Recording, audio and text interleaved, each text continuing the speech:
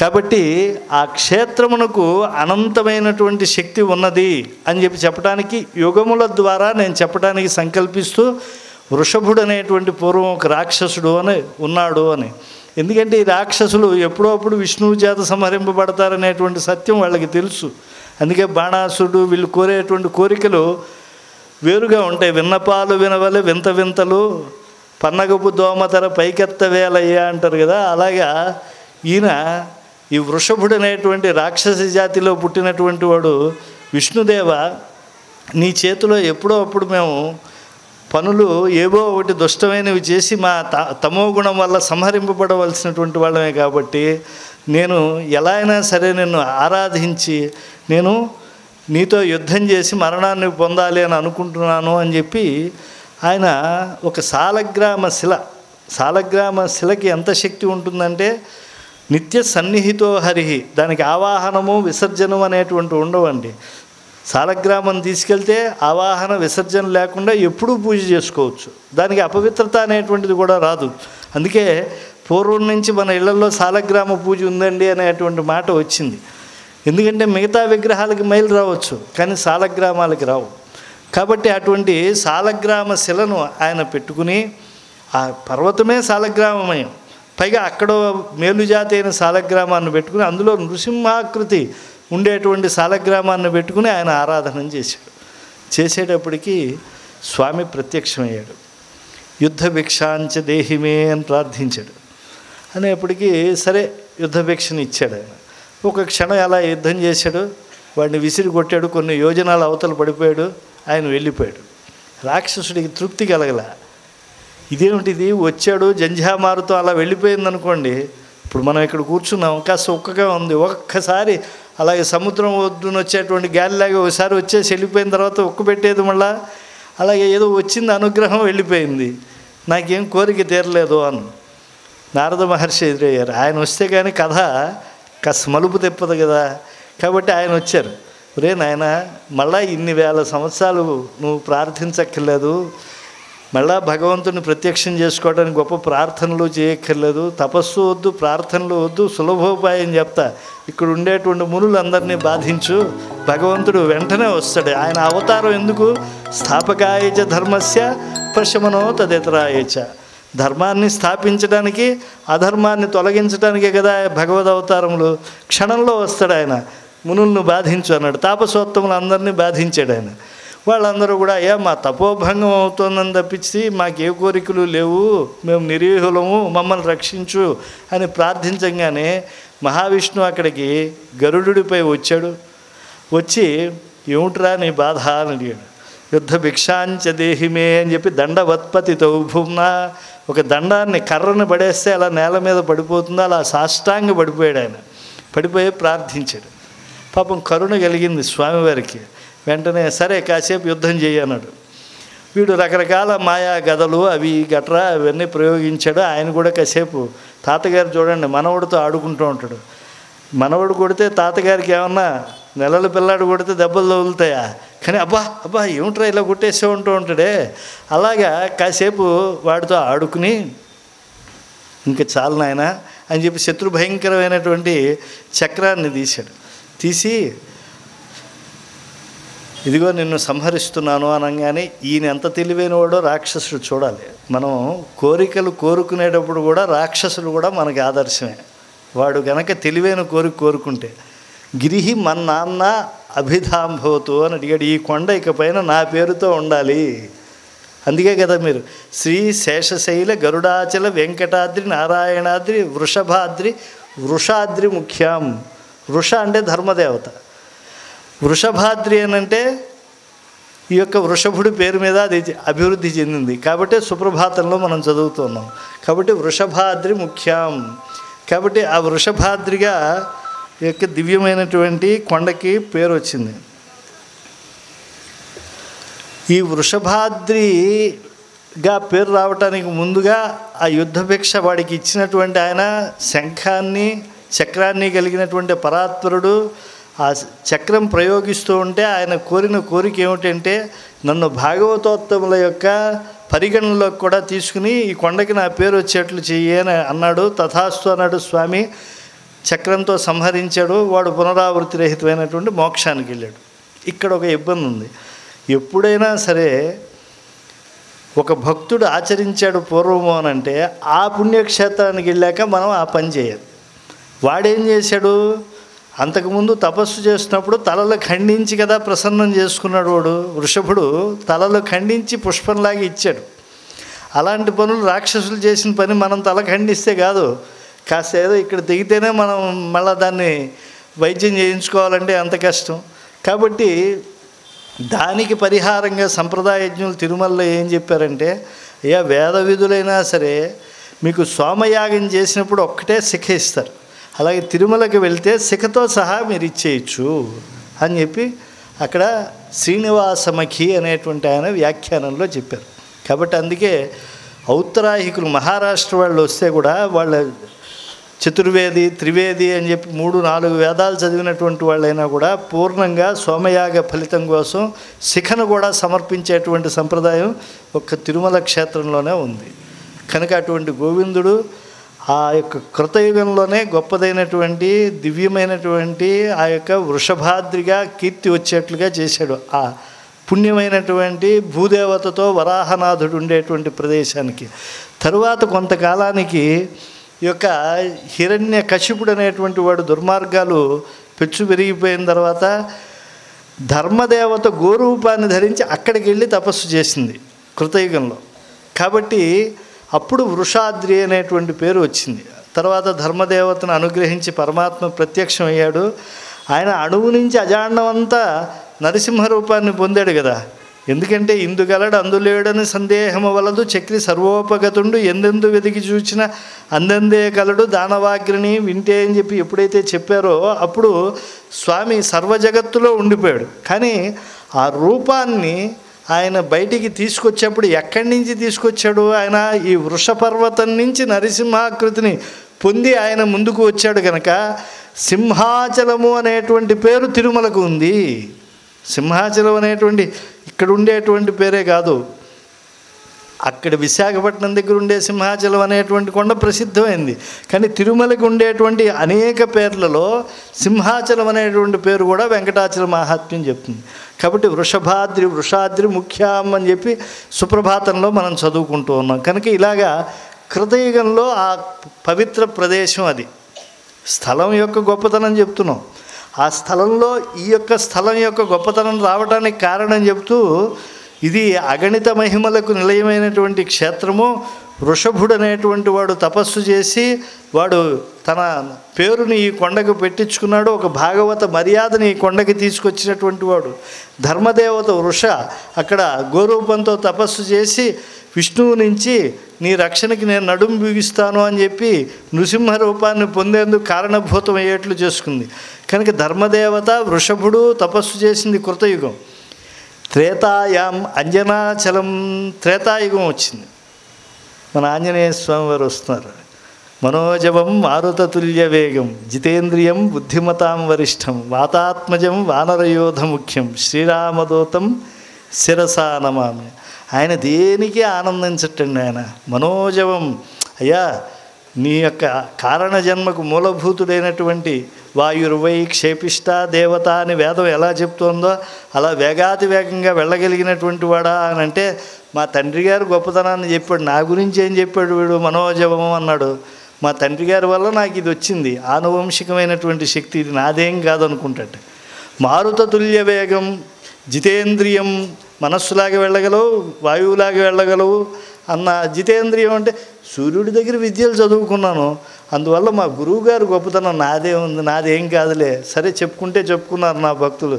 బుద్ధిమతాం వరిష్టం, సరే రాముడిని నేను భజించాను, మర్యాదా పురుషోత్తముడైనటువంటి ఆయన్ని భజించినటువంటి వాళ్ళు మనస్సు ప్రసన్న వేరు.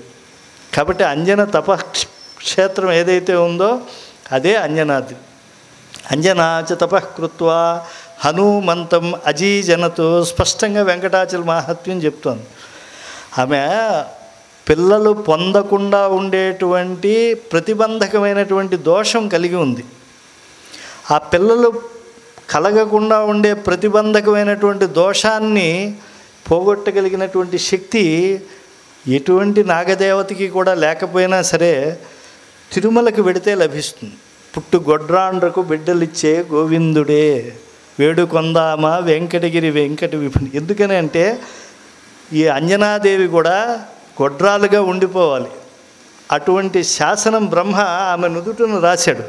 కానీ ఆమె చేసినటువంటి గొప్ప క్రియ ఏమిటి అని అంటే, ఆ మతంగ మహర్షి గురువుగారి యొక్క ఆదేశంతో, భర్త అనుజ్ఞతో, కేసరి అనుజ్ఞతో వెంకటాచలానికి వెళ్ళి అబ్దవ్రతము అంటారు, సంవత్సర కాలం ఆచరించేటువంటి అబ్దవ్రతాన్ని చేయాలి అని చెప్పి సంకల్పించింది. అలా ఆకాశన్నర సంవత్సరం అయ్యేటప్పటికే ఒక ఫలాన్ని వాయుదేవుడు ఆమె చేతిలో పడేట్టుగా చేశాడు. ఒక అపుత్రక దోషం తొలగించేటువంటి శక్తి కలిగినటువంటి ఫలాన్ని వాయుదేవుడు ఇచ్చాడు. వాయువు ఇచ్చాడు అని అంటే విష్ణువు ఇచ్చినట్టే. వాయువు విష్ణువు అభేదమైనటువంటి స్వరూపాలు కనుక ఎప్పుడూ అంత తపస్సమాధిలో ఉండేటువంటి వాళ్ళకి కానీ దృశ్యమానమయ్యేటువంటి స్వరూపాలు కావు. కనుక అలాంటి వాయుదేవుడు ఇచ్చినటువంటి ఫలాన్ని భుజించి ఆవిడ మిగతా తపస్సు పూర్తి చేసిన తర్వాత 12 అబ్దవ్రతములు పూర్తయిన తర్వాత మన స్వామి బాలాంజనేయ స్వామి వారు పుట్టారు. బంగారు కొండ అంటారే, పారిజాత తరుమూల వాసినం మారుతిం నమత రాక్షసాంతకం. పారిజాత తరుమూలం ఉండేటువంటి ఆయన ఎప్పుడూ కూడా కాంచనాద్రి కమనీయ విగ్రహం. ఆయన స్వరూపం ఎలా ఉంటుందంటే బంగారు కొండలాగా ఉంటుంది. కాబట్టి తల్లులు మా అబ్బాయి బంగారు కొండ అంటే ఎవరిని అంటున్నారు వాళ్ళు? బంగారు కొండలా ఉండేటువంటి మా ఆంజనేయ స్వామి అని. అందుకే వాడు అల్లరి చేసినా అమ్మకి బాగానే ఉంటుంది, పక్కింటి వాడికి ఎలా ఉంటుందో తెలియదు కానీ. కాబట్టి చిన్న పిల్లాడండి అంటుంది. వాడు అప్పుడే పళ్ళు వచ్చి పక్కింటి వాళ్ళని కూడా కొరుకుతున్నాడు. చిన్న పిల్లాడే అండి అంటుంది. అంటే మాతృప్రేమ. ఆవిడేదో కాస్త బలిష్ఠుడు పుట్టాడు, కాస్త వీడికి మంచి ఫలాలు పట్టురావాలని అనుకునే లోపల ఆ వెంకటాచలం నుంచి అలా చూస్తే సూర్యుడు ఉదయిస్తూ కనిపించాడు. ఒక్కసారి ఎగిరాడు ఆయన. మరి ఆ సూర్యుని దగ్గరికి వెళ్ళేప్పటికి ఆ రోజు సూర్యోపరాగం రాహు అడ్డుపడ్డాడండి. ఆ రాహు ఈ కథ అంతా మాకు తెలుసు. ఇందులో దేవేంద్రుల వారు రావటం, ఆ వజ్రఘాతం కొట్టడం, ఆయనకి దవడ ఉబ్బటం, ఆయన హనుమంతుడు అవ్వటం, ఆయన వాయుదేవుడు ఆగ్రహించడం, దేవతలంతా వరం ఇవ్వటం, ఈ కథ అంతా మాకు తెలుసండి.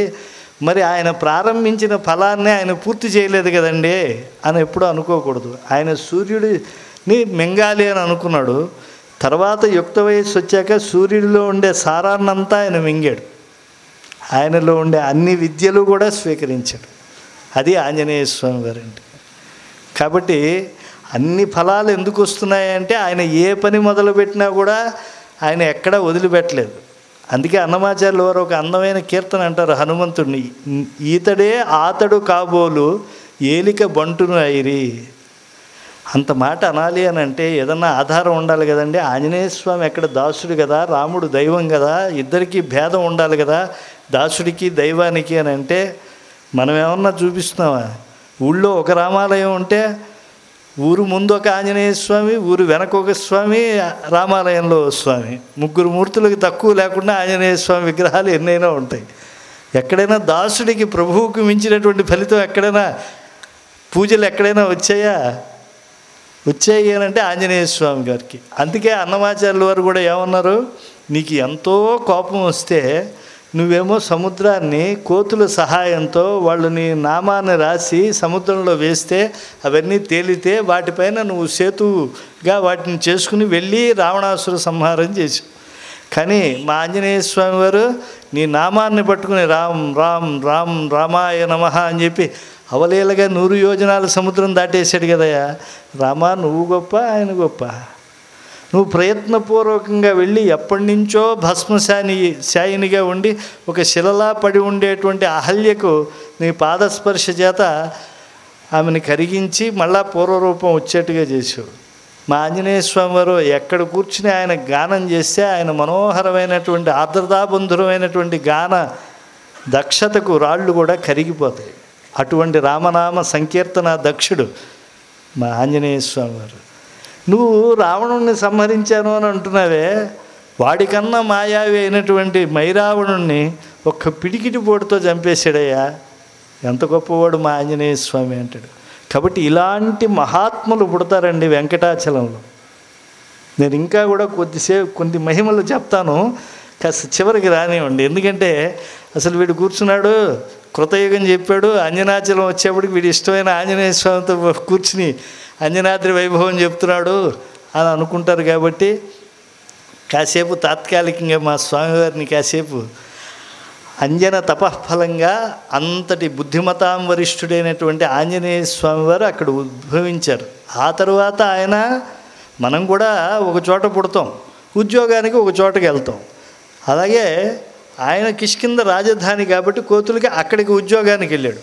ఇప్పుడు చిరంజీవి కాబట్టి ఆయన యోగమూర్తిగా గంధమాదన పర్వతం మీద ఉన్నాడు. కానీ ఎత్ర రఘునాథ కీర్తన కాసేపు మనం రామనామ స్మరణ చేస్తే మన దగ్గరికి కూడా వచ్చేస్తాడు ఆయన. కాబట్టి అంత సులభుడైనటువంటి వాడు పుట్టినటువంటిది అంజనాచ తపఃకృత్వా హనుమంతం అజీజనతో. కాబట్టి త్రేతాయుగంలో అంజన తపస్సుకి ఆంజనేయుడు పుట్టాడు కనుక అది అంజనాద్రి అనే పేరు వచ్చింది. కృతయుగంలో వృషభాద్రి, వృషాద్రి ఇత్యాది, సింహాద్రి, సింహాచలం ఇలాంటి నామాలు పొందినటువంటి వెంకటాచలం అలాంటి పేరు పొందింది. తర్వాత ద్వాపరే శేషశైలంచ, శేషుడు ఉన్నాడు చూసారా, ఈయన స్వామివారికి నిత్య శయ్యగా ఉంటాడు. అలాగే ఆనుకునేటువంటి దిండుగా ఉంటాడు. ఎటువంటి వర్షాదులు కురవకుండా ఆయన గొప్ప చాందనీగా ఛత్రంగా మారిపోతూ ఉంటాడు. ముత్యాల గొడుగు కదా, 1000 పడగల పైన 1000 మణులు ఉంటాయి ఆయనకి. కాబట్టి 1000 తలల్లో ఉండే 2000 నాలుకలతో ఆయన కీర్తిస్తూ ఉంటాడు. అంత భాగవతో గణ్యుడు ఎవడూ లేడని తెనాలి రామకృష్ణుడు నిత్యముక్తులకు ఆదియవు మేటి అంటాడు. అసలు మిగతా వాళ్ళని కూడా నిత్యముక్తులు అంటారు, వాళ్ళందరికన్నా గొప్పవాడు ఈయనే అని చెప్పి. గరుడు అందరూ గొప్పవాళ్లే, కాకపోతే ఆయన ఉత్సాహం అయింది, ఆయన అలా పొగిడాడు. కాబట్టి అసలు ఏ దేవతను పొగుడుతూ ఉన్నా కూడా మనం ఒకటి గ్రహించాలండి, ఒకే దేవత, నదీనాం సాగరోగతి. అలాగే ఒకే దేవతని మనం కీర్తించేటప్పుడు ఆ దేవతా మహిమ చెప్తున్నాము అంటే పక్క దేవతల్ని మనం తగ్గించామని కాదు. ఆ దేవత ఇప్పుడు లక్ష్మీదేవిని లక్ష్మీం క్షీర సముద్ర రాజతనయామన్నప్పుడేమో అక్కడ పార్వతీదేవి, సరస్వతీదేవి అందరూ సేవించారంట. అలాగే సరస్వతీదేవిని ప్రార్థిస్తున్నాం అనుకోండి, బ్రహ్మ, ఇంద్రుడు, అలాగే విష్ణువు అందరూ కూడా, రుద్రుడు అందరూ కూడా పూజిస్తున్నారని చెప్పి ఆ సరస్వతీదేవిని ప్రార్థిస్తారు. అలాగే లలితాదేవి నామాలు చదవండి, మిగతా దేవతలంతా కూడా ఆవిడని అంటే ఏంటంటే మనం ఒకే దేవతను అన్ని రకాలుగా చూస్తున్నాం. కాబట్టి అలాగా రామచంద్ర ప్రభువుగా త్రేతాయుగంలో చూసి ఆయన్ని ఆరాధించి ఆంజనేయ స్వామి వారు అక్కడ జన్మించి అంజనాద్రిని పేరు తీసుకొచ్చాడు కనుక భవిష్యత్ అవతారమైనటువంటి దాన్ని శేషుడు నిత్యము సేవలో ఉండేవాడు కనుక విష్ణు సేవలో ఆయన ముందుగా గ్రహించి తాను అక్కడికి వెళ్ళి కొండ అవ్వాలి అని చెప్పి ఆయన సంకల్పించి ఆయన 1000 సంవత్సరాలు తపస్సు చేశాడు. అంటే అక్కడ వైకుంఠంలోనూ ఆయన ఉన్నాడు, నెత్తిన భూమండలాన్ని మోస్తున్నాడు. కానీ తన శక్తిని మళ్ళా వెంకటాచలానికి తీసుకెళ్ళి అక్కడ ఆయన పవిత్రమైనటువంటి అచలం పైన 1000 దివ్య సంవత్సరాలు శేషుడు తపస్సు చేశాడు. అనంతోహం మయా దేవా, ప్రత్యక్షమయ్యాడు పరమాత్మ. ఏమిటయ్యా నువ్వు అక్కడ వైకుంఠంలో కోరితే మాత్రం నేను ఇచ్చేనా, అందుకోసం నువ్వు ఇలా శుష్కించిపోతూ నీ యొక్క అంశరూపాన్ని ఇక్కడికి తీసుకొచ్చి ఇక్కడ ఇన్ని సంవత్సరాలు తపస్సు చేయాలా అంటే, అయ్యా నీకు అంతము ఆది లేదనే పేరు ఎలా ఉందో నాకు అలాంటిది ఉంది కనుక అనంతోహం మయా దేవా స్థాస్యామి గిరిరూపధృకు, నేను రాబోయే కలియుగంలో నేను ఇక్కడ నువ్వు వస్తావు కనుక ముందుగా నీవు ఆవాస స్థానంగా నేను అయిపోయి ఉంటాను. మనందరికీ కూడా సాలగ్రామమయంగా రాళ్ళు రప్పలుగా కనిపిస్తుంది, కానీ యోగీశ్వరులు చూస్తే అది 10,000 శేషుల పడిగలమయంగా వెంకటాచలం కనిపిస్తుంది. కాబట్టి స్థాస్యామి గిరిరూపధృకు భవతా రమయా సార్థం మమసానుషు వర్త్మతాం, నువ్వు రమాదేవితో పాటు నాకు కలియుగాంతం వరకు కూడా ఈ కొండపైన నువ్వు ఉండటానికి సంకల్పించావు కనుక. శేషుడు జ్ఞాని అండి, శేషుడు కూడా స్వామి వలె విశేషమైనటువంటి ఫలాలు ఇచ్చేటువంటి వాడు.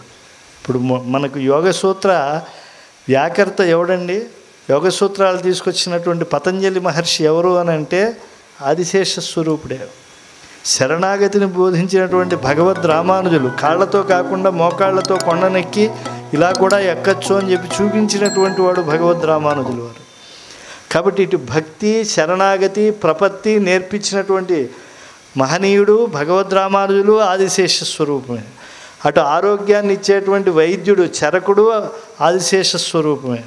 అలాగే మనస్సుకు నిగ్రహం నేర్పించినటువంటి ఆ యోగ సూత్రాలు అందించినటువంటి వాడు ఆ పతంజలి మహర్షి. కనుక ఆయన ఆదిశేష స్వరూపుడే. కనుక అసలు భాష, పాణిని భాష రాస్తే మాహేశ్వర సూత్రం నుంచి ఆయన పాణిని 4,000 సూత్రాలు తీసుకొస్తే దానికి మహాభాష్యం రాసినటువంటి వాడు పతంజలి మహర్షి. ఆయన ఆదిశేష స్వరూపుడే. కనుక శేషాచలంగా అప్పటి నుంచి పిలవటం అనేటువంటిది ప్రారంభమైంది. శేషుడు దాన్ని ఆవరించి ఉన్నాడు. కనుక కృతయుగంలో అది కృతేతు, వృషభాచలం ఇలాంటి పేర్లు వచ్చింది. అదే త్రేతాయుగంలో అంజనాచలం, ద్వాపరే శేషశైలం, కలౌ శ్రీ వెంకటాచలం. ఇక ఇది ఒకటి చెప్పుకుని మనం ముగించేసుకుందాం ఈ రోజుకి. కలియుగంలో మన పాపాలను హరింపజేసేటువంటి కొండ అండి. అంటే మహాపాపాత్ములైనటువంటి వాళ్ళు వెడతారు కదండి, వాళ్ళు వెళుతూ ఉంటే భూమి కంపించిపోతుంట. మనకి రామాయణంలో కుంభకర్ణుడు నడిచి వెళ్తూ ఉంటేట భూమి కంపించిపోతుంట. అకంపయతమేదిని అన్నారు. అంటే పులకరించడం వేరు, జలధరించింది వేరు. నేను భగవంతుని చూశానండి, నాకు ఒళ్ళు జలధరించిపోయింది అంటూ ఉంటారు. జలధరించకూడదండి ఒళ్ళు ఎప్పుడు కూడా. భయం వస్తే వచ్చేటువంటి ఆ అనుకంప జలధరింపు, పులకరింపు రావాలి. మీ కవిత్వం విన్నానండి, జలధరించింది ఒళ్ళు అంటే వాడిని పొగిడినట్ట తిట్టినట్ట. ఎవరో పాపం హాస్యంగా చెప్పేటువంటి ఆయన్ని ఇంట్రడ్యూస్ చేయాలనుకున్నారు అమెరికా వాళ్ళు. వాళ్ళు పాపం తెలుగు నేర్చుకుంటారు, వాళ్ళకి మదర్ టంగ్ పాపం ఇంగ్లీషే, మన తెలుగు వాళ్ళే. కానీ అయ్యా వీరు చాలా మాట్లాడుతూ ఉంటే హాస్యం చిప్పురిల్లుతుంది అని చెప్పాలనుకుంటున్నాడు. వీరు ఏం మాట్లాడినా హాస్యాస్పదంగా ఉంటుందండి అని చెప్పి ఆయన పలకరించారు అవధాని గారిని. పేరు చెప్పను, బాగుండదు సభాముఖంగా. పాపం ఆయన తర్వాత సర్దుకున్నాడు దాన్ని ఏదో రకంగా. అంటే ఈయన హాస్యంగా చెప్తాడు అని అనాలి అని అనుకున్నాడు. కానీ ఆయన ఏం చెప్తున్నాడు, ఈయన ఏం మాట్లాడినా చాలా హాస్యాస్పదంగా ఉంటుందండి అని చెప్పి చెప్తున్నాడు. కాబట్టి అలా ఈ కలియుగంలో మనలాంటి వాళ్ళందరికీ దిక్కైనటువంటిది వెంకటాచలం. ఏ మాట మాట్లాడినా భక్తితో మాట్లాడితే అది భగవంతుడి మాటగా పర్యవసింపజేయగలిగినటువంటి అనంత శక్తి కలిగినటువంటి ఏకైక పర్వతం వెంకటాచలం. వ్యాసుల వారే ఇంకొక గొప్ప విషయాన్ని కూడా చెప్తారు. మీరు పొద్దున్నే వెంకటాచలాన్ని నమస్కరించుకుని శ్రీ శేషశైల గరుడాచల వెంకటాద్రి నారాయణాద్రి వృషభాద్రి వృషాద్రి ముఖ్యాం అనే పర్వతాలు పేర్లు చెప్పుకుంటే చాలండి తరించిపోతారు అని చెప్పి చెప్తున్నారు. మరి రోజు కొండకి మేము ఎలా వెళ్ళగలము అని అంటే ఏం అక్కర్లేదండి. ఈ పక్క బహుశా వెంకటాచలం ఉంటుంది అని మన మనస్సుకి అనిపిస్తే ఆ దిక్కుకు తిరిగి మనం నమస్కరిస్తే వెంకటాచల యాత్ర చేసినటువంటి ఫలితం వస్తుంది. అంత సులభుడు ఎవరైనా కలియుగంలో ఉంటారండి? అది కలియుగంలో వెంకటాచలం యొక్క మహిమ. అంటే స్మరణాత్ సర్వపాపఘ్నం. నేను బాగా చెప్పానో లేదో, కాస్త 7 గంటల నుంచి 8:30 దాకా గంట సేపు కూర్చున్నారు. ఇంతకన్నా కలియుగంలో కూర్చోవడం చాలా కష్టం. కాస్త చాలామంది వచ్చినప్పుడు ఎలా ఉన్నారో వెళ్ళేప్పుడు కూడా అలాగే ఉన్నారు. నేనేం సమాజంలో అంశాలు చెప్పట్లేదు, ఏమీ చెప్పట్లేదు. నిబంధించినటువంటి జన్మార్జితమైనటువంటి త్రివిధాత్మకమైనటువంటి పాపములు మనల్ని అవి పీడిస్తూ ఉంటాయి కనుక వాటిని తొలగింపజేసి రక్షించేటువంటి వాడు. శ్రవణాత్ సర్వపాపఘ్నం స్తవనాత్ ఇష్టవర్షణం. రోజు వెంకటేశ్వర స్వామి వారి యొక్క సుప్రభాతము, గోవిందనామాలో లేకపోతే ఆయనకి సంబంధించినటువంటి సత్యం చెప్తున్నానండి. వెంకటేశ్వర స్వామి వారి యొక్క స్మరణ చేస్తే మనం ఏది కోరుకుంటే అక్కడికి అది వస్తుంది. నేను ఎక్కడికి వెళ్ళినా కూడా అండి అన్నోదకాలకి నేను ఏ రోజు బాధపడలే. వెంకటేశ్వర స్వామి సేవలో ఉన్నాను కాబట్టి నా గొప్పతనం ఏమీ లేదు. నేనేమంత ప్రపంచం చాటింపు చేయవలసినంతటి విద్వాంసుని కాదు, లేకపోతే అంతటి కీర్తి ప్రతిష్టలు నాకు లేవు. కానీ నా జీవితంలో ఏ రోజు నేను ఆకలి అనుకున్న క్షణాలు ఉంటాయి. సత్యం చెప్తున్నాను. నేను ఎప్పుడన్నా అభిషేకం 1.5 గంటల సేపు చెప్పాను, శ్రద్ధగా చెప్తా. బయట వచ్చేటప్పటికి అప్పుడే స్వామివారికి చక్కగా చక్కెర పొంగళ్ళు అవన్నీ పెడతారు కదా. పాపం ఇప్పటిదాకా వీడి చిల్ల అండాలంలో అలా నెయ్యితో ఉంటాయి, బ్రహ్మాండంగా వాటిని తినేసి మరీ ఆనందంగా వస్తా. ఏ రోజు నేను అన్నోదకాలకి బాధపడలేదండి. ఈ మధ్య అమెరికా సిన్సినాటికి వెళ్ళాను. ప్రతి ఒక్కళ్ళు మా ఇంటికి రండి, మా ఇంటికి రండి అని అంటే మన చేత తినబడుతూ ఉంది అని అనిపిస్తూ ఉంటుంది. నాయన అత్తిచ భూతాని, భూతాలన్నింటినీ చంపేసేది ఏమిటో తెలుసా? అత్తి అంటే హంతి అని అర్థం ధాతువుకి. హనహి అత్తి ధాతువుకి హనము సంహరించుట అని అర్థం. మన చేత తినబడుతూ మన సంహరించేటువంటిది ఏది అంటే ఆహారం.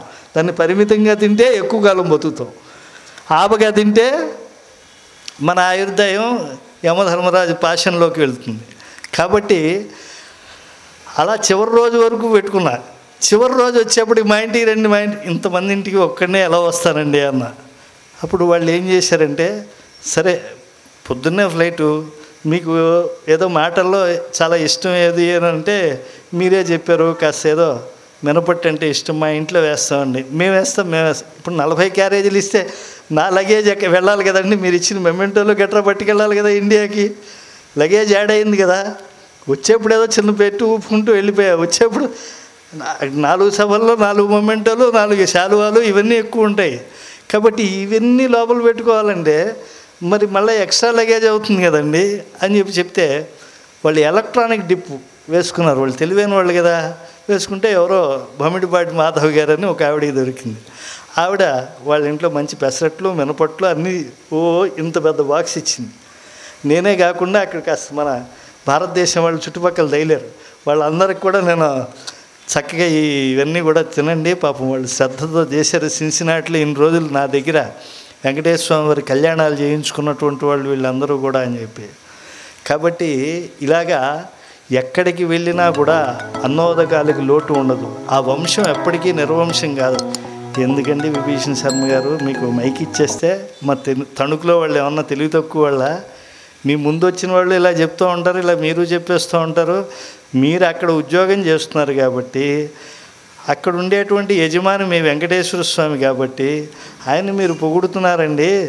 మాకు ఏదైనా నిజమైనటువంటి ఉదాహరణలు చెప్పండి అని అంటే, మీరు నిజంగా వెంకటాచల మహాత్మ్యం అనేటువంటి గాథను చూడండి.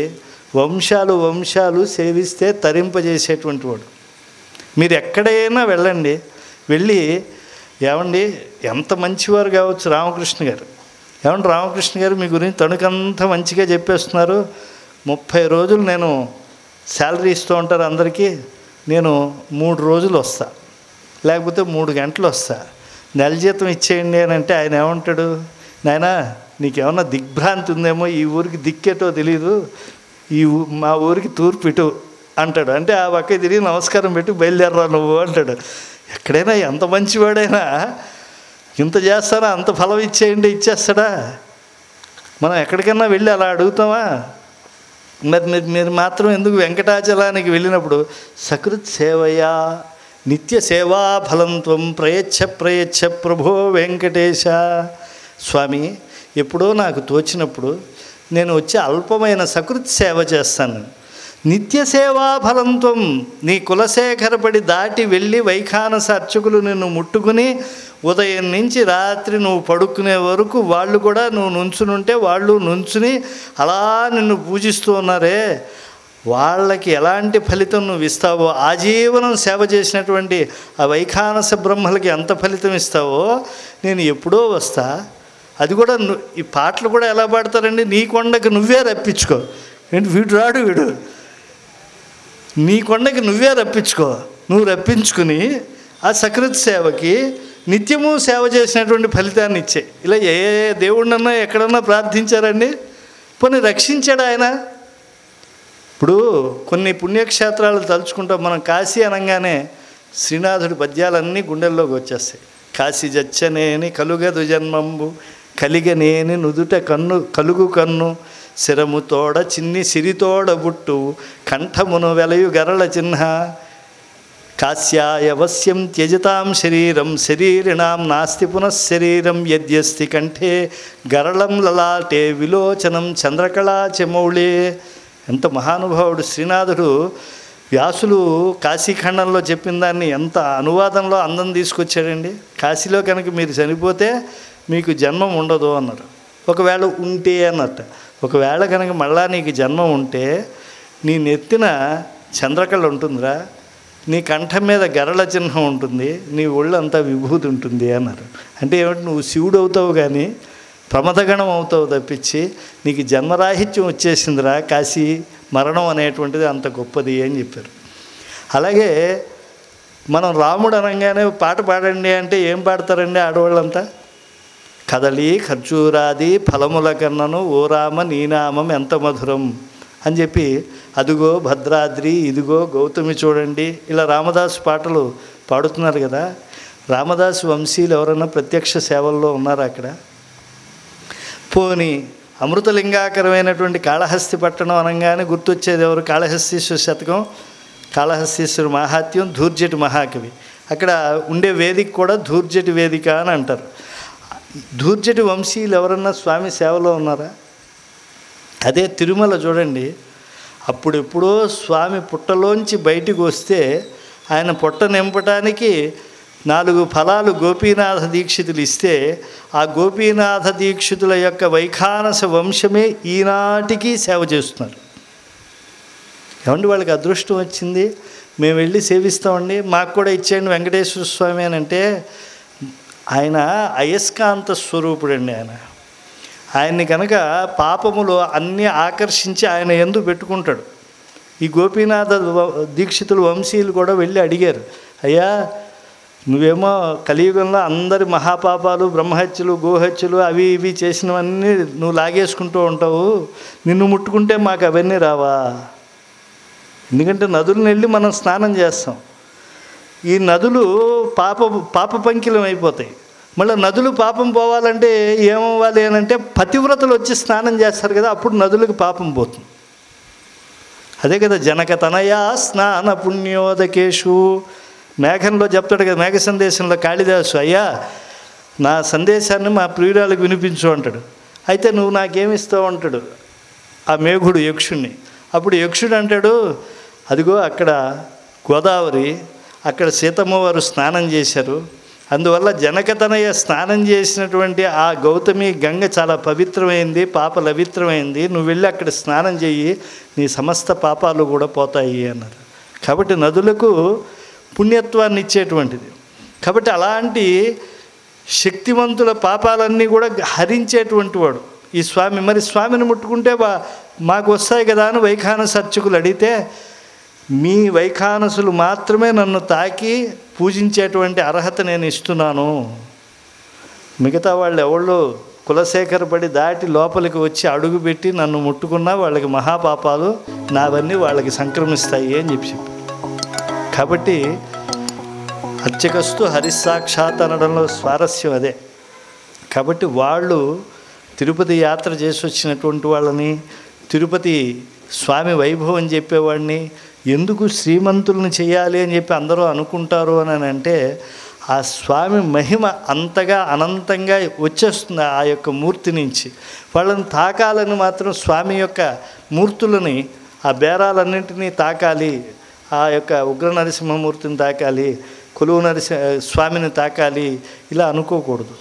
అవన్నీ కూడా అర్చకులే తాగుతారు, మనం ఆ పుణ్యాన్ని పొందుతాం వారి ద్వారా అని చెప్పి అర్చక ముఖాదేవ అనే సంకల్పంతో మనం ఆశ్రయించాలి. ఇలా వైఖానస విప్రులు ఉన్నారు. అసలు ఆలయంలోకి ముందు ఎక్కడైనా కూడా అర్చకుడు వెళ్ళటం సంప్రదాయం కదా. తిరుమలలో ఎవరు వెళ్తారండి? అర్చకుల్ని వాళ్ళ తిరుమాళిగ నుంచి దివిటి వెలుగుల్లో తీసుకొచ్చేటువంటి సన్నిధి గొల్ల ఉంటాడు కదా, ఆ యాదవుడు తొలి దర్శనం చేసుకుంటాడు తలుపులు తీయంగానే వెళ్ళి. ఈ రోజుకి ఆనాడు శరభోజి ఆ యొక్క పుట్టలోంచి వచ్చినప్పుడు తొలిసారిగా ఆయన చూశాడు కనుక స్వామి అనుగ్రహించాడు, ప్రథమ దర్శనం కలియుగాంతం వరకు నీవే అని. కాబట్టి యాదవులు ప్రథమ దర్శనం చేసుకుంటారు, ఆ గొల్ల వంశం వాడు. అలాగే కరువు కాలం అన్నట్టుగా ఆ బయటేమో సంస్కృతం మీడియాల్లో సుప్రభాతం చెప్తూ ఉంటే మనందరికీ కూడా లోపలికి వెళ్ళిపోతూ ఉంటాడు అన్నమాచార్య వంశీయుడు తంబురా తీసుకుని. ఇప్పుడు 3 ఉన్నారు, రాఘవ నారాయణ దీక్షితులు కానీ, అన్నమయ్య రాఘవ్ కానీ, లేకపోతే హరినారాయణ కానీ, ఆయనకే రాఘవ నారాయణగా నాగభూషణం అనే పేరు కూడా ఉంది. కాబట్టి ఈ ముగ్గురులో ఎవరో ఒకళ్ళు వెళ్తారు. వీళ్ళు పొద్దున్నే వెళ్ళిపోతారు. పొద్దున్నే ఏం పాట పాడతారు?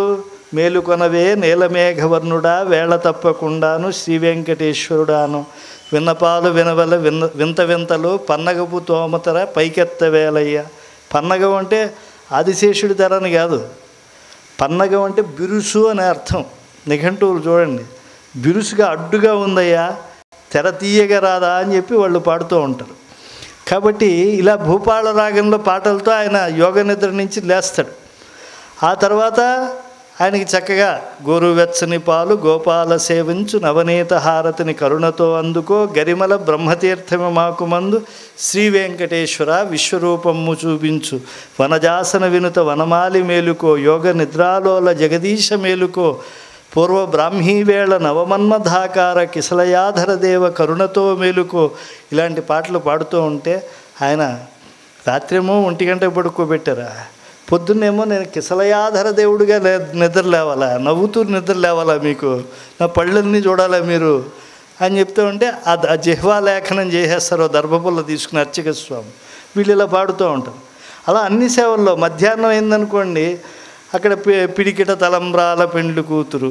అలా రాత్రి అయిందనుకోండి ఏకాంత సేవలో ఏం పాడతారండి? అంగుగా తాళ్లపా కన్నయ్య చాలా శృంగార రచనగా చెప్పిని జోల జో అచ్యుతానంద జోజో ముకుంద లాలి పరమానంద రామగోవింద. ఇలా వాగ్గేయకారులు ఎప్పుడు అన్నమయ్య 600 సంవత్సరాల అయిపోయినా నిత్యహరితంగా ఆయన కీర్తనలు పాడుతూ ఆయన వంశీయులు ఈనాటికి స్వామి సేవలో తరిస్తున్నారు కదా. అలాగే అనంతాళ్వాన్ వంశీయులు ఈరోజుకి పుష్పకైంకర్యం చేస్తున్నారు కదా. అలాగే దివ్యం వియత్సరతి హేమఘటేషు పూర్ణం ధృత్వాద్య వైదిక శిఖామణయ ప్రహృష్టా తిష్టంతి వెంకటపతే తవ సుప్రభాతం అని చెప్పి ఆ తిరుమల నంబి వంశీయులు ఒకప్పుడు నంబిగారు అక్కడి నుంచి ఆకాశగంగ నుంచి తీసుకొచ్చారు, పాప వినాశనం నుంచి తెచ్చారు. తర్వాత వృద్ధుడయ్యాక స్వామి స్వయంగా కొండ చర్యల్ని భేదించినటువంటి ఆకాశగంగ దగ్గర నుంచి ఆంజనేయ స్వామి వారి జన్మభూమి దగ్గర నుంచి తీసుకువస్తూ ఉన్నారు.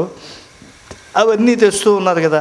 ఇలా ఎన్ని వంశాలు ఉన్నాయో స్వామి సేవలో, ఇలా ఎన్ని వంశాలను మీరు ఇతర దేవతల యొక్క అవన్నీ అపవిత్రమనేమో లేకపోతే వాటి గొప్పతనాన్ని నేను తగ్గించడం కాదు. కలియుగ ప్రత్యక్ష విభుదుడైనటువంటి స్వామిని వెంకటేశ సమోదేవో నభూతో నభవిష్యతి అని చెప్పి చెప్పడానికి కారణం ఏమిటి అని అంటే ఇంత దయ తనను ఆశ్రయించినటువంటి వాడిని కాదు. నిత్య కళ్యాణ చక్రవర్తి దశ పూర్వేషాం దశాపరేషాం మధ్వంశానాం మాతృవంశానాం.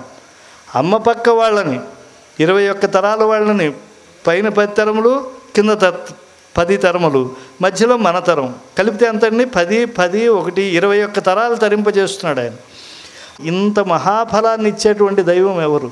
ఇలా ప్రత్యక్ష సాక్షిభూతంగా నిలిచినటువంటి దైవం ఎవరు? అందుకే వేదాంత దేశకులు అనేటువంటి మహానుభావుడు ఒక మాట అంటాడండి. ఒక్క నిమిషం ఆయన గురించి చెప్తా, ఎటువంటి వాడు ఆయన అని అంటే ఇది కూడా చారిత్రక వాస్తవం. మీరంతా కూడా విజయనగర సామ్రాజ్య స్థాపన ఎలా జరిగిందండి? హరిహర్రాయలు బుక్కరాయలు అలాగే విద్యారణ్య స్వామివారు వీళ్ళ యొక్క సిద్ధాంత బలం చేత విజయనగర సామ్రాజ్య స్థాపన శైవ సిద్ధాంతంతో జరిగితే కృష్ణదేవరాయలు వారు తాతాచార్యులు వారి దగ్గర తీర్థం పుచ్చుకుని దాన్ని వైష్ణవానికి తిప్పాడు.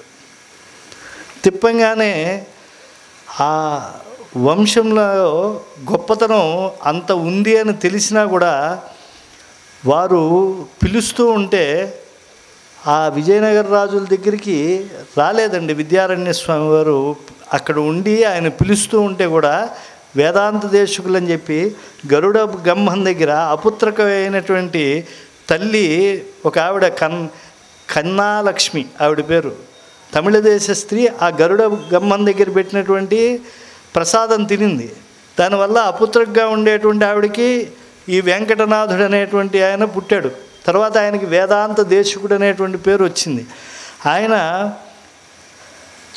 ప్రబోధ చంద్రోదయం అనేటువంటి గ్రంథం రాస్తే ఆయన సంకల్ప సూర్యోదయం అనేటువంటి గ్రంథం రాశాడు.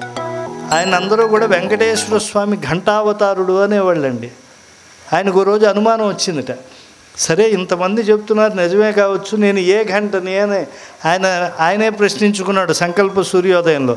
విత్రాసని విబుధ వైరి వరూధినీనాం పద్మాసనేన పరిచార విధౌ ప్రయుక్త ఉత్ప్రేక్షతే బుధజరై ఉపపత్తి భూమ్న ఘంటాహరే సమజనిష్ట యదాత్మనేతి.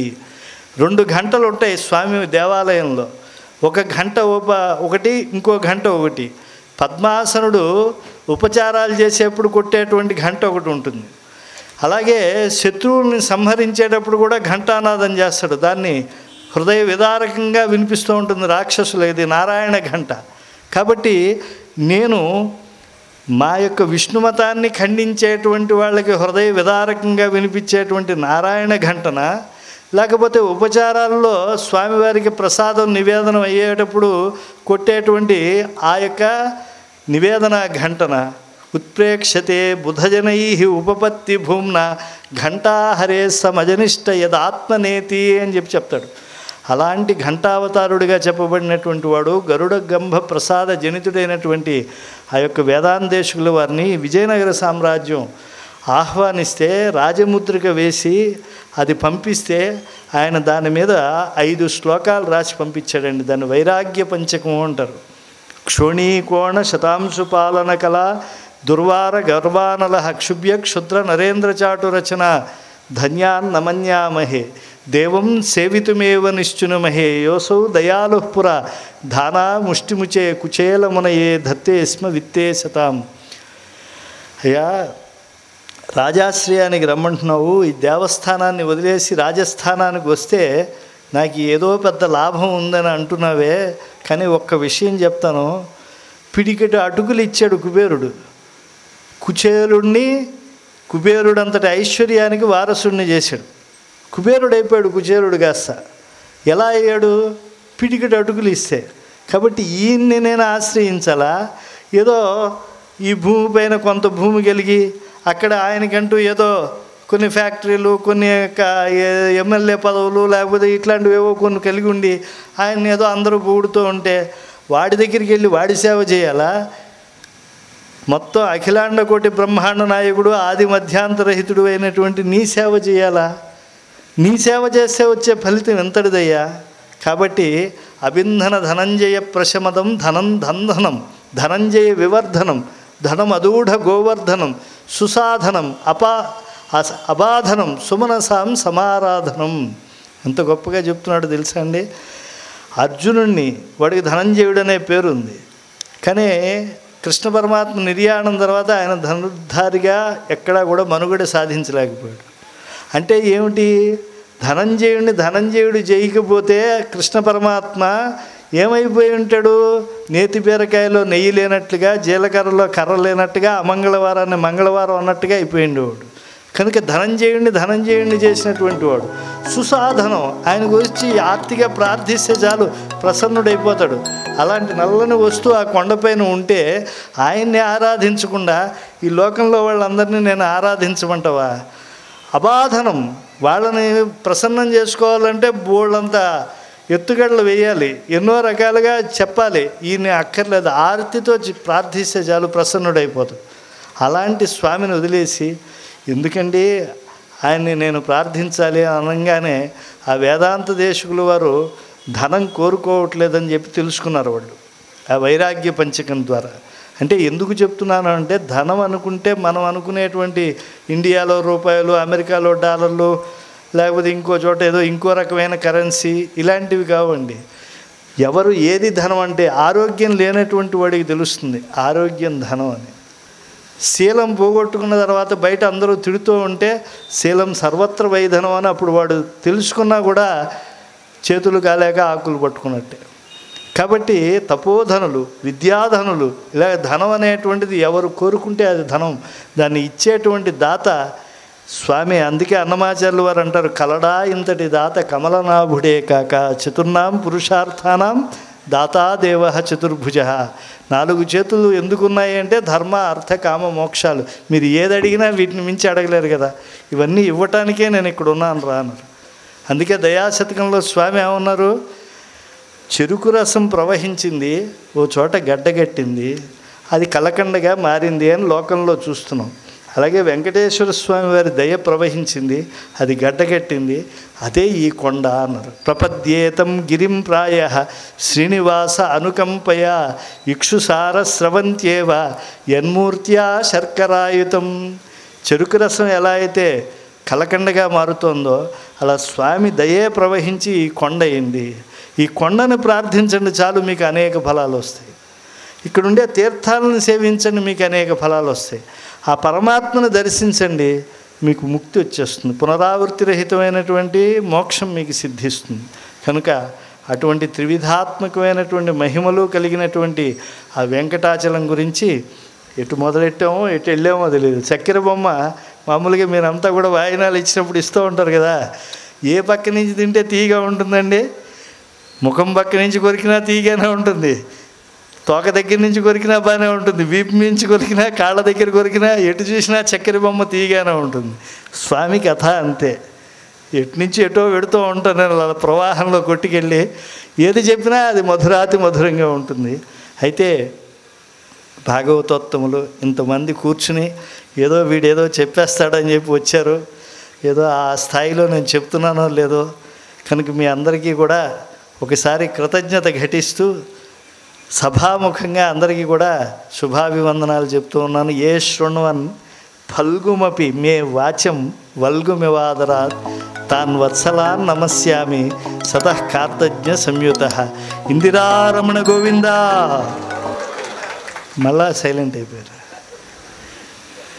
ఇందిరారమణ గోవింద, లక్ష్మీరమణ గోవింద, రమారమణ గోవింద, ధాత్రీ వరద గోవింద, మేదినీ వరద గోవింద, ధరావరద గోవింద, ఆంజనేయ వరద గోవింద, విభీషణ వరద గోవింద, సుగ్రీవ వరద గోవింద, గోవింద గోవింద గోవింద.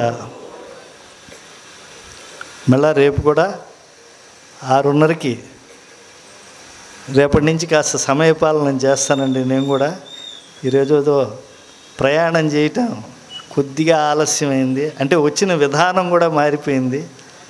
ఆయన అంజన్న పడేపటికి వ్యాపారం అంటేనే ఏదో కొంత జరుగుతుంది కదా అని చెప్పి ఆయన కాస్త వెంకటేశ్వర స్వామి వారి భక్తుడు. ఆయన 3 ఆప్షన్స్ ఇచ్చేట వాడికి, ఒరే నువ్వే ఎంచుకోరా నీ శిక్షని, డబ్బాడు కుళ్ళ ఉంది అవుతావా, 100 కొరడా దెబ్బలు తింటావా, 100 వరహాలు డబ్బులు కడతావా అన్నట్ట. 100 వరహాలు నేనెందుకు కడతానండి, ఆ కుళ్ళావదం ఏదో అంబాజీపేట కుళ్ళావదం అక్కడ తీసుకొచ్చి పెట్టండి, నేను తాగేస్తానట్ట. ఒక 1/2 లీటర్ తాగేటప్పటికి వాడికి కళ్ళు బైర్లు కమ్మి ఏమిటోగా అయిపోయింది, కడుపులో అంతా చెయ్యి పెట్టి తిప్పినట్టుగా అయిపోయిందిట. అబ్బెబ్బే ఇది వద్దని చెప్పి వాడు ఏం చేశాడంటే, ఆ దెబ్బలు ఏదో కొట్టేయండి, ఇంటికి వెళ్ళి కాపడమా ఏదో అంటారు కదా, మా ఆవిడ చేత కాపడం పెట్టించుకుంటా, లేకపోతే మంచి డాక్టర్లు ఉన్నారు ఈ ఊర్లో, తాతిని రామబ్రహ్మం గారని, జిఎస్వి ప్రసాద్ గారు, ఇలాంటి మంచి డాక్టర్లు ఉన్నారు, వాళ్ళ దగ్గర వైద్యం చేయించుకుంటాను, మందు బిళ్ళలు వేసుకుంటాను. వెంకటరాజు గారికి ఎవరికో చెప్పి చూపించుకుంటాం, కాస్త ఫీజు కూడా తీసుకోరు వెంకటరాజు గారు, కాబట్టి ఇలాంటి వాళ్ళని ఆశ్రయిస్తాం. 50 దెబ్బలు అయ్యేప్పటికీ ఆ థీరీ కూడా మారిపోయింది. బతుకుంటే బొలుసాకి తినొచ్చు, ఇలా చావు కొడుతూ ఉంటే చచ్చిపోతాను, ఆ కుళ్ళ అవదవు తాగలేను, ఈ కొరడా దెబ్బలు తినలేను, ఆ 100 వరహాలు కట్టేస్తాను. అది ముందే కట్టుంటే ఈ కుళ్ళ అవదవు ఈ ఒళ్ళు. అలాగే నేను ఏం చేశానంటే, ముందు ఫ్లైటు, అయ్యో వద్దు ఈవో గారి మీటింగ్ 4:05 పెట్టేశారు కాబట్టి శేషాద్రి చేసుకున్నాం. తీరా శేషాద్రి టైంగా మీటింగ్ అవ్వట్లేదు. అప్పుడు తిరుమల వాడికి చెప్తే వాడు ఎక్కడి నుంచో యూక్యూ రిలీజ్ చేసి వాడు ఎవడో పాపం తిరుమల ఎక్స్ప్రెస్లో తీసుకొస్తే అది తెల్లారి గట్టికి తాడేపల్లిగూడెంలో పడేస్తే నిద్రాహారాలు లేకుండా వచ్చాం. కాబట్టి కక్కుర్తి పడితే, అందుకే కృష్ణ పరమాత్మ స్పష్టంగా చెప్పాడు, నాయనా సుఖం సుఖం సుఖం అని నువ్వు అనుకున్నావు అనుకో, ఎంత సుఖపడితే అంత దుఃఖపడతావురా అబ్బాయి, ఎంత కష్టపడితే. ఈరోజు తీర్థయాత్రలు మానేస్తున్నారు, ఈరోజు అనేకమైన పుణ్యారణ్యాలు ఇవన్నీ మానేస్తారు. సుఖం ఆత్యంతికం దుఃఖం. గొప్ప ఔపనిషదిక రహస్యాలు తప్పించి కృష్ణుడు చెప్పడండి. నువ్వు సుఖంగా ఎంత శరీరాన్ని కాపాడుకుంటావో అంత కష్టపడతావురా నాయన. కొంతకాలానికి నువ్వు అసలు ఏసీలో ఉండలేకపోతావు. ఏసీ ఆఫ్ అయ్యి నీ ఇంట్లో జనరేటర్ ఆన్ అయ్యే లోపల కూడా నువ్వు తట్టుకోలేకపోతావు. కాబట్టి సుఖం ఆత్యంతికం, దుఃఖం యత్తద్బుద్ధిగ్రాహ్యం అతీంద్రియం. కాబట్టి అలాంటి ఇంద్రియ నిగ్రహం ఉండేవాళ్ళే ఎంతసేపు కూర్చోగలిగారు. ఎవడన్నా ఒక్కడన్నా వాట్సాప్ ఆన్ చేశారా? ఎంత శ్రద్ధగా ఉన్నారు. కాబట్టి మీ అందరికీ మళ్ళీ పునః కృతజ్ఞతాంజలి ఘటిస్తూ స్వస్తి ప్రజాభ్య పరిపాలయంతాం న్యాయేన మార్గేణ మహిం మహిషాః గోబ్రాహ్మణేభ్య శుభమస్తు నిత్యం. లోకా సమస్తా సుఖినో భవంతు. గోవిందా గోవిందా గోవిందా.